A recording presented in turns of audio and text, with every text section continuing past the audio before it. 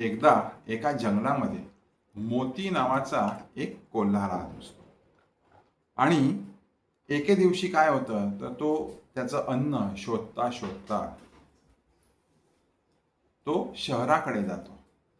आणि शहराकडे गेल्यानंतर तिकडे एक कुत्र्यांचा समूह असतो. आणि तो समूह त्याच्या मागे लागतो, त्याचा पाठलाग करू लागतो. आणि त्याचा पाठलाग करत असताना मोती पुढे आणि कुत्रे मागे असतात. धावता धावता धावता मोती एका धोब्याच्या घरामध्ये शिरतो. आणि तिकडे एक नीळ भरलेलं पिंप असतं. त्या नीळ भरलेल्या पिंपामध्ये तो पडतो. आणि त्या निळेमुळे तो पूर्ण निळ्या रंगाचा होतो. पण त्यावेळेला तो प्रयत्न करून कसा बसा त्याच्यातून बाहेर पडतो. आणि बाहेर पडल्यानंतर त्याचा रंग जो असतो तो पूर्ण निळा झालेला असतो. शहरामध्ये राहायचं नाही म्हणून तो जीव मुठीत धरून तो परत आपल्या जंगलात जायला लागतो.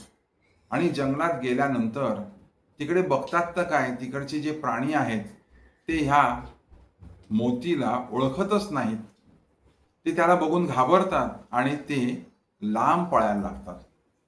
त्यावेळेला याच्या मनामध्ये एक युक्ती येते. आणि ती युक्ती अशी की तो सर्व प्राण्यांना बोलवतो आणि त्यांना सांगतो, अरे तुम्ही मला घाबरू नका.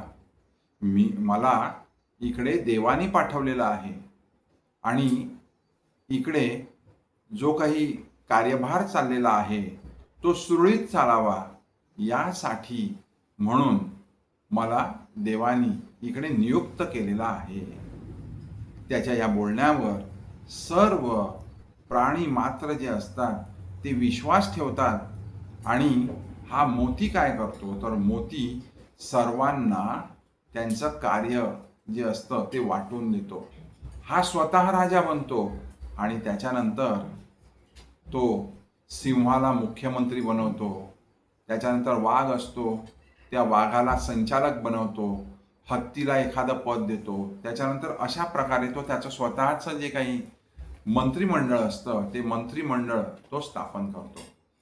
त्याचा एक नियम असतो की जो कोणी प्राणी कोणतीही शिकार करेल ती शिकार त्याच्याकडे प्रथम आणून द्यायची. आणि ती शिकार खाल्ल्यानंतर तो उरल्यानंतर जे काही खाल्ल्यानंतर जे उरायचं ते इतरांना वाटून द्यायचा. अशा प्रकारे बरेच दिवस गेले.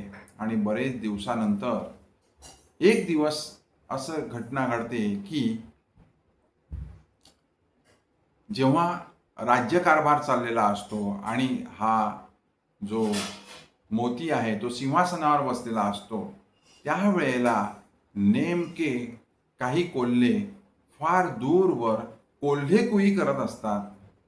तर स्वभावानुसार ह्या कोल्ह्याच्या देखील मनामध्ये येतं, म्हणजे मोतीच्या देखील मनामध्ये येतं की मी देखील कोल्हेकुई केली पाहिजे, मी देखील ओरडलं पाहिजे.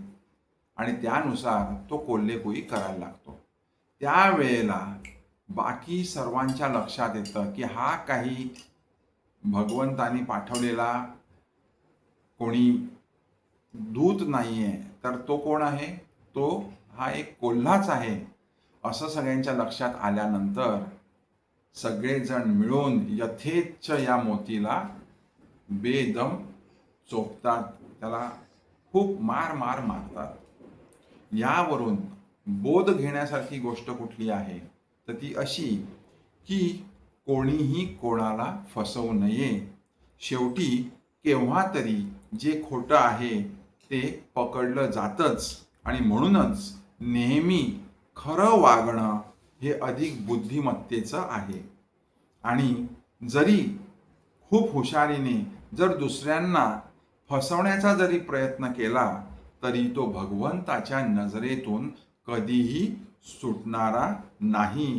कारण भगवंत आपल्याला नेहमीच बघत असतात. धन्यवाद. हरे कृष्ण.